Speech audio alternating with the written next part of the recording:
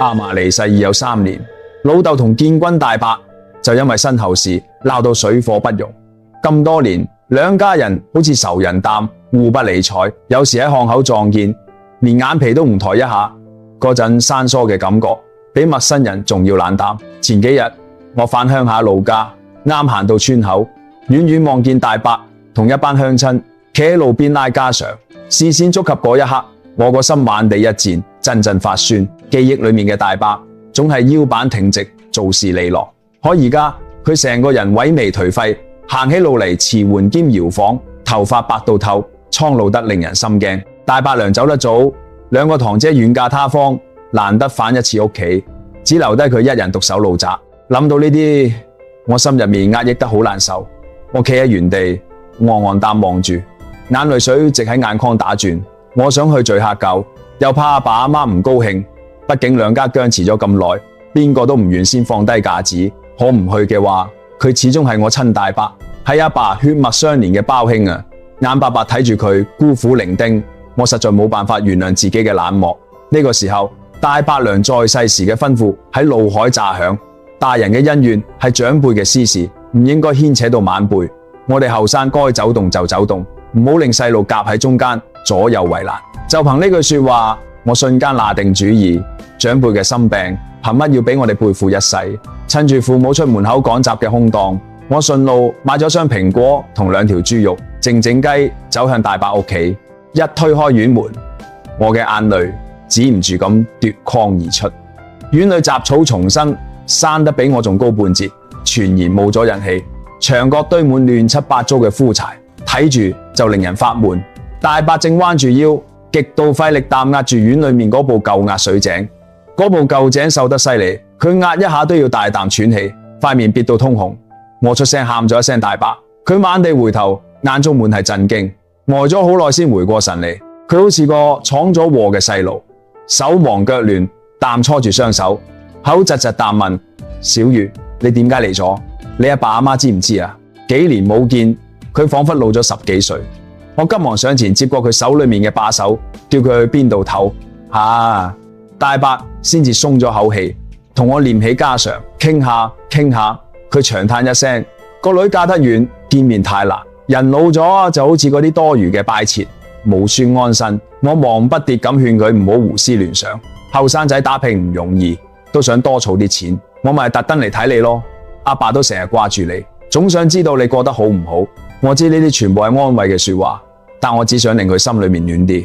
大伯聽完，眼裏面瞬間亮起咗光，但冇過一陣，又忙住轉開話題，唔想令我夾喺中間受氣。入到屋裏面，陳舊嘅雨味撲鼻而來，焗到我直咳。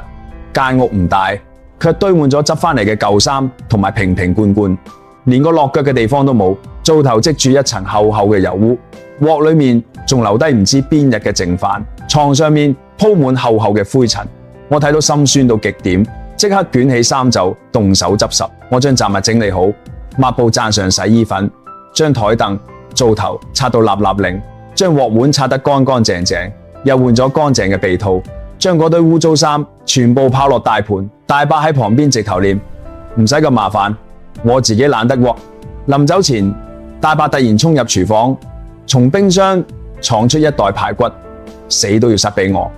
佢話係鄰居送嘅，佢食唔晒，知道我阿爸中意食排骨，帶翻去千祈唔好擺壞。緊揸住嗰袋重甸甸嘅排骨，我個鼻又係陣陣發酸。佢自己都唔捨得食，心裏面卻仲記掛住親細佬。跟住佢又從褲袋彈出一疊皺皺巴巴嘅零錢，20、15文嘅都有，非要塞俾我買糖俾細佬，話冇咩好嘢俾晚輩。我死都唔肯要，又塞翻入佢褲袋，叫佢留返旁身，推嚟推去，好耐佢先至收低。我行到院門口，擰轉頭望過去，大伯一直企喺原地望住我嘅背影，眼神裏面滿係不捨。返到屋企後，阿媽見到我手上邊嘅排骨，追問點解，我如實相告，話喺村口撞見大伯，佢硬係俾我嘅。阿媽聽完默不作聲，阿爸坐喺度不停食煙，一支接一支，死一般寂靜。我心入面好慌，怕佢發火。中午炆好排骨，我裝咗細碗，偷偷同阿媽講，我拎啲俾大伯，佢一個人有時冇人煮飯。呢個時候，阿爸突然開口，聲唔高，但我聽得真真切切。換大碗，細碗，夠邊個食？裝多啲，炆到爛爛地。佢牙口唔好，食唔到硬嘢。街坊們，你哋明唔明我當時嘅心情？我當場就頂唔順，眼淚直流。阿爸口裏面唔講，我心裏面一直記掛住親大佬。我即刻換咗大碗，裝滿排骨，捧住熱湯趕去大伯屋企。大伯接過碗，睇住裏面嘅肉，臉上滿係笑，眼淚卻大火跌入湯裏面。佢嘴裏面一直念念有詞，到底都係親細佬掛住我，知道我牙口差就中意食軟嘅。到而家佢哋兩個仲未正式坐低食飯，但冰封多年嘅親情已經裂開咗缺口。呢個缺口係血脈親情撐開嘅，刻喺骨子裏面嘅兄弟情早已化開。雖說話心結仲要慢慢解，但我從未後悔過。大人嘅爭執斬唔斷親緣，血脈永遠割唔斷。兄弟係一世嘅緣分，鬧得再兇，嗰份牽掛從未斷過。我只係個晚輩，只想盡點心意，俾呢兩兄弟搭返座橋，令親情解凍，好等佢哋好似細個嗰陣時咁熱熱鬧鬧，啖圍埋一齊，有講有笑。另外，我再教大家一招，身上有老人味嘅街坊，究竟係少食豬肉定係少食牛肉呢？屋企有老人家嘅都知道，上咗年紀之後，皮膚就容易粗糙，點洗都洗唔乾淨，身上總帶住一陣洗唔甩嘅味道，搞到俾仔女嫌棄，孫仔孫女又唔肯黐埋自己，甚至俾人送去老人院。本應享受團圓嘅晚年生活，只可以孤零零一個人。點解老人家會有呢種味道呢？大多數人對老人味都有誤解，認為係老人家平時唔愛乾淨先會產生呢種味道。呢個真係大錯特錯。好多人從40歲開始就會慢慢產生呢種味道，係因為人嘅新陳代謝變慢咗，皮膚表面嘅皮脂變多，同空氣中嘅氧氣互相作用，就會產生一種酸性物質。呢個就係老人味。呢種情況真係對好多嘅生活造成困擾同尷尬，自己聞唔到，身邊嘅人又唔好意思開口。明明自己每日都沖涼，點解仲有異味呢？如果你都有上面講嘅呢種情況，我勸你千祈唔好錯過。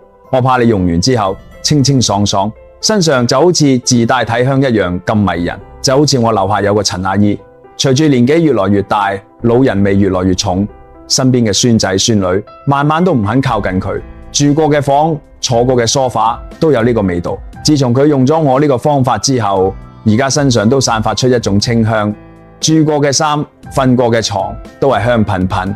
每個禮拜6日都同仔女出去飲茶行街，晚年生活唔知過得幾咁舒心。如果話10幾年嚟你已經試過各種方法，都仲係唔理想，今日呢個方法如果你錯過咗，只能夠話真係非常可惜。而家我最後一次免費將呢個好嘢分享出嚟，希望各位老人家都能夠安享幸福嘅晚年生活。呢個寶貝就係好多身上有味道嘅街坊都喺度嘅淨味留香沐浴露，佢專為中老年朋友研發，裏面添加咗三七、防風、梔子花、艾葉等多種草本精華，幫你溫和清理角質同身上嘅異味，特別適合用嚟清潔皮膚表面嘅死皮同埋藏住嘅有垢。你身上油脂越多，洗出嚟嘅泡泡就越有成就感。平時汗味、體味越重，洗完之後嘅清爽感覺就越明顯。佢可以有效去除身上嘅角質，肌膚水潤唔油膩，而且仲可以持久留香。洗完之後，全身上下都帶住一陣清新嘅木質香同檀香味，仲可以幫皮膚鎖水保濕，非常好用。堅持用佢洗一段時間之後出街，街坊鄰居都會問你係咪噴咗啲高級香水？呢種淡淡嘅香氣真係令人聞住都舒服，忍唔住想親近你。唔止老人家可以用，平時身體乾燥、出油、出汗味重嘅女士、男士、學生都可以用。有咗佢啊，屋企再唔使買乜嘢香水、止汗劑，一樽就搞掂，真係一家大細都啱用。如果你唔知邊度可以買到呢款淨味留香沐浴露，可以點開我個頭像，主頁櫥窗就可以落單。趁住而家有活動，快啲帶返去用起嚟啦！希望可以幫到你。